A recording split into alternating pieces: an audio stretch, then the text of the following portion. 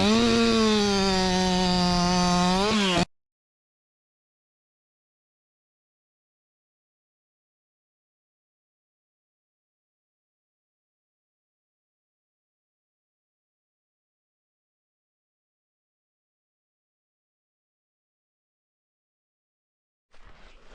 guys, how is everybody? We come over to the property this evening. Done a little work to the cabin. Maybe you've seen a little short by now. Getting things cleared up to cut some dead trees up there next weekend maybe. But right now I brought a little 4910 we just done, and the goal is I'm gonna try to get a rope choked around the top of this tree and get it drug out here into the road and get it cut up and either on the truck or in a pile. But the wife here is already loading some of this wood we cut. That stuff's probably been sitting there a year and a half. It is well good to burn. Get some of that done, but I'll bring you guys back. Ain't got but about half of the battery, so we may just video little bits and pieces of this.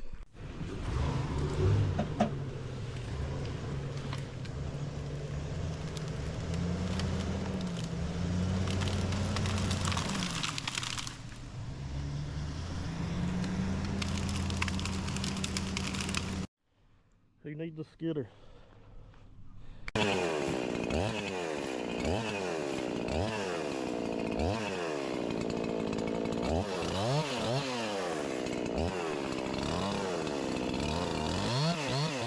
Okay guys, thought I'd go over this, a little bit of commentary while we're doing the cutting, or while I am. The first little bit I'm running this, I wasn't kind of like trying to go full send on it. Was just kind of feeling the saw out. And I ain't no tree limber. I've said that in about every video that I've shown me limbing up and blocking up a tree.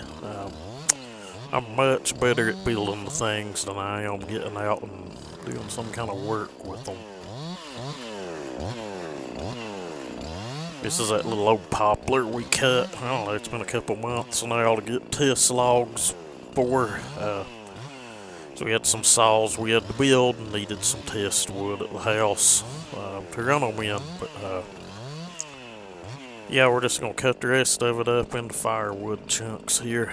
I think this is a tulip poplar, white poplar. It's a little harder than, say, a yellow poplar. And I'll show that in a little bit. I fell a tree, hung it up, had to pull it out the truck, but it was a yellow poplar, had some root rot. Sadly enough, a lot of the trees on my place are doing that. If the bugs ain't getting them, the root rot is. Yeah, it's just a shitty deal, I guess. But anyway, guys, I really like this saw. It will eventually end up being for sale. I'll probably run another tank or so through it just to make sure that it's good and sound. But you can kind of see here in this video, it's a-okay. You know, it's a brand new saw with some port work done. If you ain't catch those videos, there's like an initial video on it where I talk about starting the build. Some videos where I show the port and machine work, and in the last video we done the before and after cuts on it and discussed it. This thing's like a little mini monster. It really similar layout to, say, a 346. Like, you know, when you do a 350, 346 swap. But I don't know. I don't have a 20, I don't think, to fit like my 340, 346 hybrid, or the 351 we done with the 346 cylinder on it.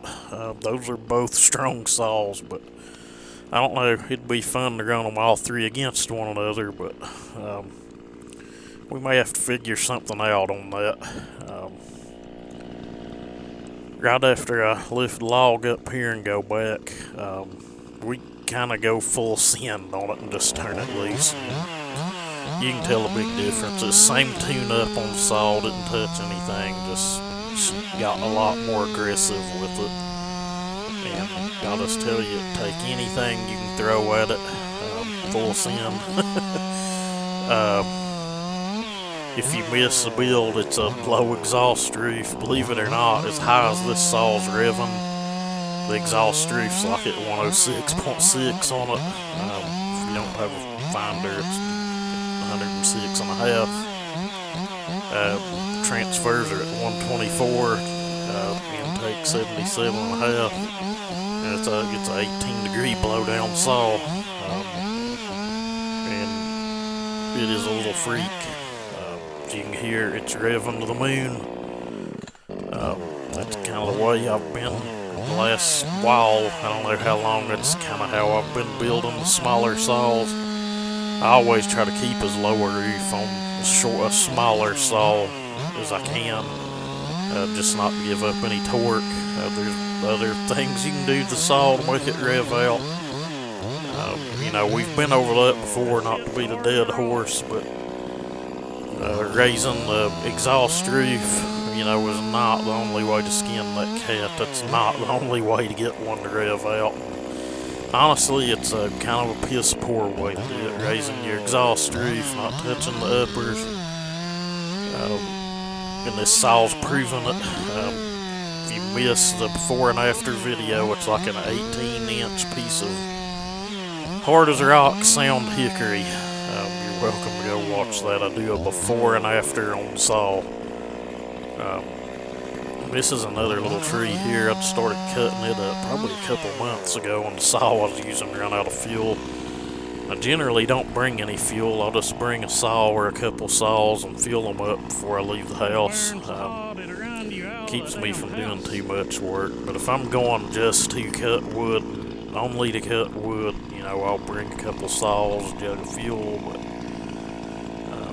all of this is little stuff. It's perfect, a lot of it just to go right in the stove and burn. That's an old locust that's been standing there dead so long, the bark going off of it. But that stuff's kind of hard as a rock. Anyone that's cut it knows it. Even one that's set is half rotten, it's still hard as a rock. But this one wasn't really rotten. It was pretty daggone sound, really. Here in a little bit, the wife had pointed out there's a little poplar. It wasn't nothing big. You probably done seen the video she put up of it on her phone.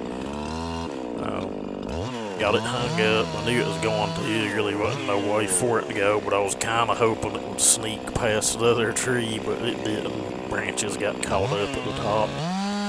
It happens. It's no big deal. We just took the truck and jerked it down on the ground and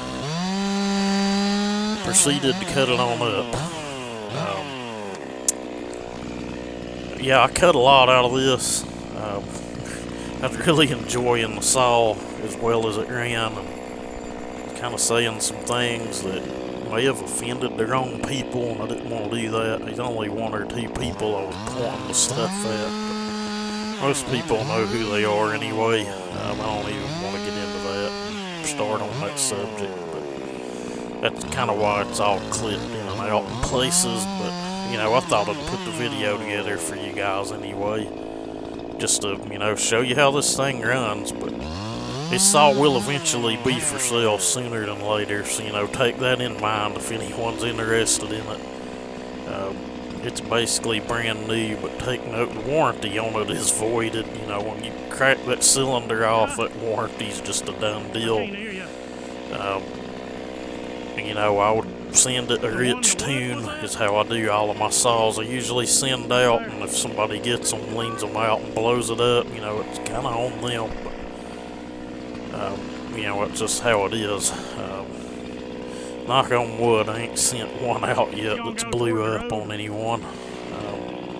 Did have a dealership tell a guy that one was blown up, but when I got it back here, the dang screen and the carburetor just picked up trash and was causing it to go lean. There's a video on the channel somewhere on that, but you know, whatever, ain't that big of an issue. But sometimes stuff like that happens. Dealerships just want to try to sell you a new saw. That's about all I've figured out. But this thing was rotten on the stump. The rest of the tree's good and solid, but like I said, the root rot's getting them. You'll see it's hollow in the center here when I flick the wedge out of it. And again, don't anyone copy me. I'm pretty damn crazy sometimes with the saw. But I enjoy running them most of the time. Timber right into the other tree. It didn't move far. I clipped a lot of that out. It took a while to get it down on the ground, honestly. Here I am watching the wife drag it down. I think here in a minute she pulls up into a big thorn bush or briar bush or something. They came through the windows and got her on the truck. Right here. I don't know if I left it in the video or not. Yep. He was coming through the window and getting her. You about got it pulled out.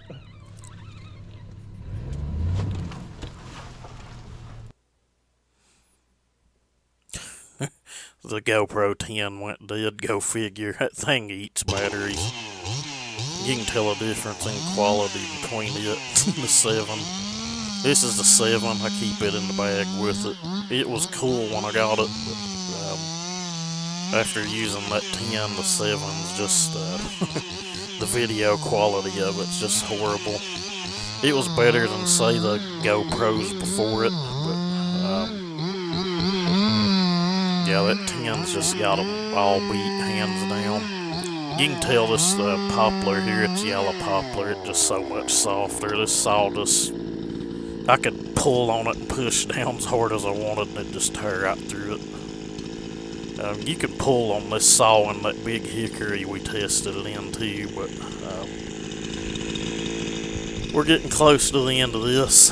I've got a little outro clip that I videoed, but yeah, you guys keep that in mind if there's anyone at all interested in it. I've got an idea of what I want for it, but like I said, I want to play with it just a little more before I officially put it up for sale. But you know, I'd said in another video, I've got some saws that I'm going to pick out and show you guys and see if we can move some of them out. If not, they'll probably just end up on eBay. I won't get as much money from them that way because eBay kind of eats a bunch of it away, but yeah, I need to move some saws out that I don't use and won't never use. But anyway, we're about done here. I rock the chain here in just a little bit, and yeah, you guys enjoy what little bits left of this crazy video.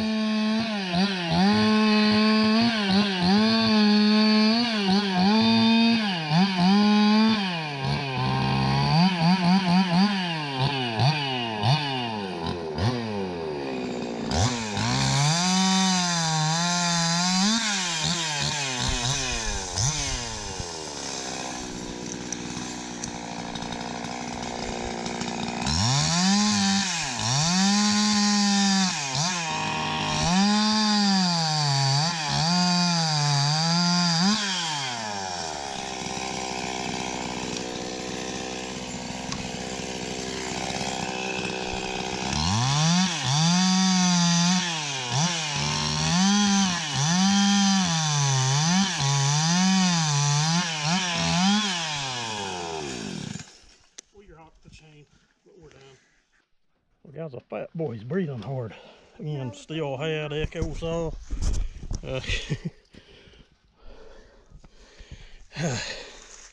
She is a bad little son of a bitch. Anyway, it's been fun. I try to get you folks a video put together. Y'all have a great day.